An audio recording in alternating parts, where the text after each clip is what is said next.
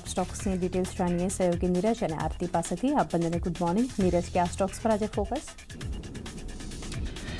જી, આજના દિવસે સૌથી પહેલાં તો આપણે એચડીએફસી બેંક પર ખાસ કરીને ફોકસ રાખીશું. અહીંયા સ્ટોકની અંદર ખાસો એવો ઘટાડો આવી ગયો છે જ્યારથી એચડીએફસી બેંકના જે પાર્ટ ટાઈમ ડિરેક્ટર અટર્નુ ચક્રવર્તી દ્વારા રાજીનામું આપવામાં આવ્યું હતું ત્યારબાદ. પરંતુ હવે બોર્ડે અહીંયાથી નક્કી કર્યું છે કે તેઓ એક એક્સટર્નલ લો ફર્મને અહીંયાથી હાયર કરશે, જે ખાસ કરીને એમણે જે રાજીનામું આપ્યું છે એનું રિવ્યૂ અહીંયાથી આવનારા સમયની અંદર કરશે અને પોતાનો રિપોર્ટ એવો ખાસ કરીને રજૂ કરશે કે કયા પ્રકારે આપણને કાયદાકીય રીતે કોઈ અહીંયા અડચણ છે કે નથી, એ બધી બાબતો અંગે અહીંયાથી ખાસ કરીને તપાસ કરવામાં આવશે.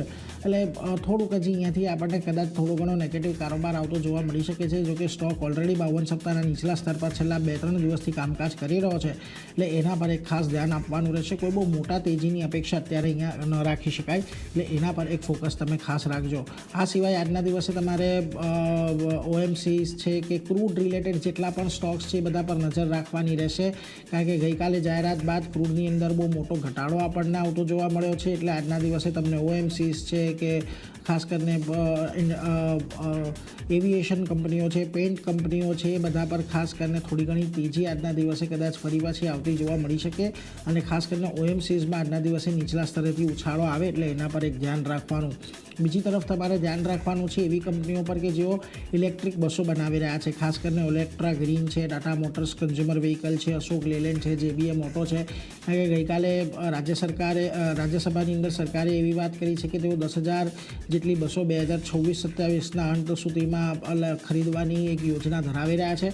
એને લઈને આ બધા સ્ટોકમાં કદાચ આજે કોઈ આપણને તેજી આવતી જોવા મળી શકે, ધ્યાન રાખીશું. જોકે આજના દિવસે એ વસ્તુ ધ્યાન રાખવી, કોઈ પણ તેજી આજના દિવસે મોટેભાગે રિકવરી હશે, કારણ કે ગઈકાલે બહુ મોટા ઘટાડા બજારમાં સ્ટોક સ્પેસિફિક પણ જોવા મળ્યા હતા, એટલે એના પર પણ એક નજર રાખવાની. બીજી તરફ એશિયન પેઇન્ટ્સ અને બીજા અન્ય પેઇન્ટ સ્ટોક પર ખાસ કરીને ધ્યાન રાખજો, કારણ કે અહીંયા ડીલર્સોએ ભાવની અંદર વધારો કર્યો છે 6 થી 8%. 1 એપ્રિલથી આ જે નવા ભાવ છે તે લાગુ કરવામાં આવશે. બર્જર પેઇન્ટે 20 માર્ચે પેઇન્ટના પ્રાઇસની અંદર 4 થી 5% વધાર્યા હતા, એટલે હવે ખાસ કરીને અન્ય જે ડીલર્સ છે એમના દ્વારા પણ ભાવ વધારવામાં આવશે. ધ્યાન રાખતા રહીશું. ક્રૂડને લઈને આ જે ખાસ કરીને ડેવલપમેન્ટ છે, ડેવલપમેન્ટ અપેક્ષિત હતું અને અપેક્ષિત ડેવલપમેન્ટ જ આપણને બજારમાં રહેતું જોવા મળી શકે છે, એટલે એના પર ફોકસ રાખીશું. એક આઈઆરએફસી પર આજના દિવસે નજર રાખવાની છે, કારણ કે એમણે હિન્દુસ્તાન ઉર્વરક એન્ડ રસાયણ લિમિટેડ સાથે લગભગ 12,842 કરોડની એક લોંગ ટર્મ લોન માટેના ખાસ કરીને એગ્રીમેન્ટ અહીંયાથી કર્યા છે. રિફાઇનાન્સિંગ માટેના એક લોંગ ટર્મ ડેટને રિફાઇનાન્સ તેઓ અહીંયાથી કરશે. ધ્યાન રાખવાનું રહેશે કઈ રીતે ઇમ્પોર્ટન્ટ બને છે કંપની માટે આ કરાર. એક પોઝિટિવ સમાચાર તો છે, ધ્યાન રાખતા રહીશું આજના દિવસે કેવી અહીંયા આપણને એક ચાલ રહેતી જોવા મળે છે. તે છેલ્લે જીઆર ઇન્ફ્રા પર એક ફોકસ રાખવાનું છે. એનએચએઆઈ પાસેથી લગભગ 2,500 કરોડનો એક ઓર્ડર મળ્યો છે. બિહારમાં NH-33ના ગ્રીનફિલ્ડ સેક્શનમાં કન્સ્ટ્રક્શન માટેનો અહીંયાથી ઓર્ડર મળતો દેખાઈ રહ્યો છે. ધ્યાન રાખવાનું રહેશે અહીંયાથી આજના દિવસે કઈ રીતે આપણને પોઝિટિવિટી રહેતી જોવા મળે છે. સમાચાર ચોક્કસથી આજના દિવસે અહીંયાથી પોઝિટિવ છે. મોટો ઓર્ડર છે, 2,500 કરોડની આજુબાજુનો છે, એટલે એના પર પણ એક ધ્યાન ચોક્કસથી રાખીશું. તો આ બધા સ્ટોક્સ છે, ખાસ કરીને ઓએમસીસ છે કે ક્રૂડ રિલેટેડ જેટલા પણ સ્ટોક છે, ઓએનજીસી, ઓઇલ ઇન્ડિયા, એ બધા પર આજે આપણને ક્રૂડની એક એક્શન આવતી જોવા મળશે. અને ખાસ કરીને જીઆર ઇન્ફ્રા જેવા સ્ટોક છે જેના પર આપણે ધ્યાન રાખવાનું છે. પરંતુ આ સિવાય આરતી, તમારા લિસ્ટમાં ઘણા બધા સ્ટોક્સ, ખાસ ક્યાં નજર તમારી?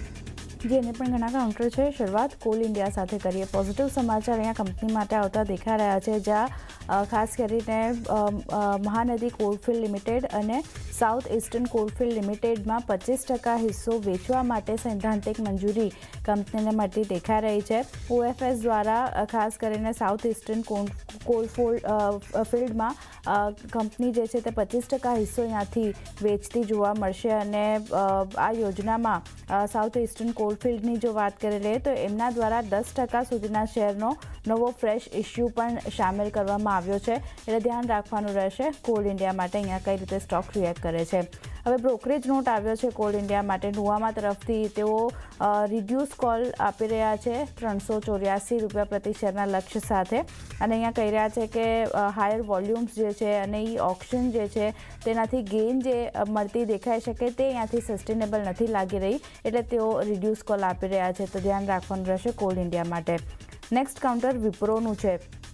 ઇનોવેશન લેબ લોન્ચ કરવાના સમાચાર આવતા દેખાઈ રહ્યા છે, જ્યાં સાઉથ કોરિયામાં તેમણે ઇનોવેશન લેબ લોન્ચ કરી છે, એટલે એક ધ્યાન રાખવાનું રહેશે. ગઈકાલે આઈટી સ્પેસમાં થોડી પોઝિટિવિટી આપણને જોવા મળતી દેખાઈ હતી. વિપ્રો આજે ખાસ ધ્યાનમાં રાખવાનું છે. સમાચારનું રિએક્શન અહીંયા કઈ રીતે બતાવે છે.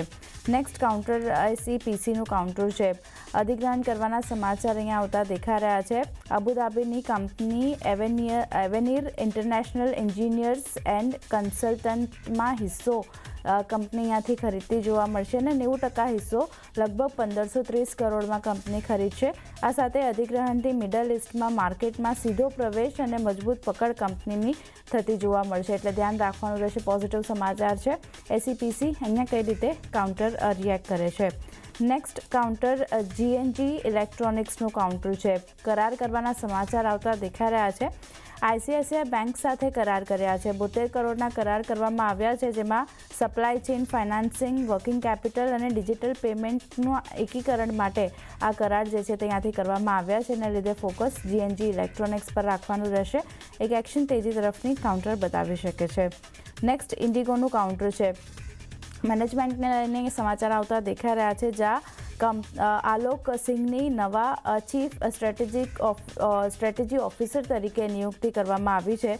આલોક સિંઘ અગાઉ એર ઇન્ડિયા એક્સપ્રેસના MD અને CEO હતા અને ઇન્ડિગોમાં લોંગ ટર્મ સ્ટ્રેટેજિક પ્લાનિંગ અને એન્ટરપ્રાઇઝ વાઇડ ટ્રાન્સફોર્મેશન હવે અહીંયાથી તેઓ સંભાળતા જોવા મળશે, તો ધ્યાન રાખવાનું રહેશે. એક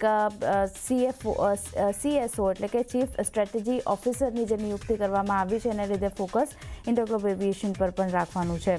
અને છેલ્લે પર્સિસ્ટન્ટ સિસ્ટમની વાત કરી લઈએ તો અહીંયા મેનેજમેન્ટમાં ફેરફારને લઈને સમાચાર આવતા દેખાઈ રહ્યા છે, જ્યાં રુચિ કુલ્હારીની એક્ઝિક્યુટિવ વાઇસ પ્રેસિડેન્ટ તરીકે નિયુક્તિ કરવામાં આવી છે.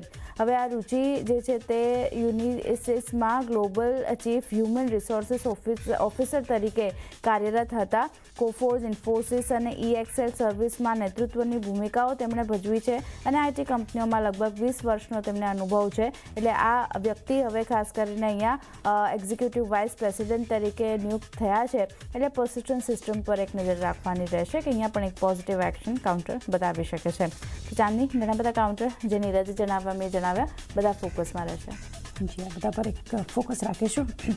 નીરજ અને આરતી, આપ બંનેનો આભાર અમારી સાથે જોડાઈ અને ટોપ સ્ટોક શેર કર્યા. તો એ સાથે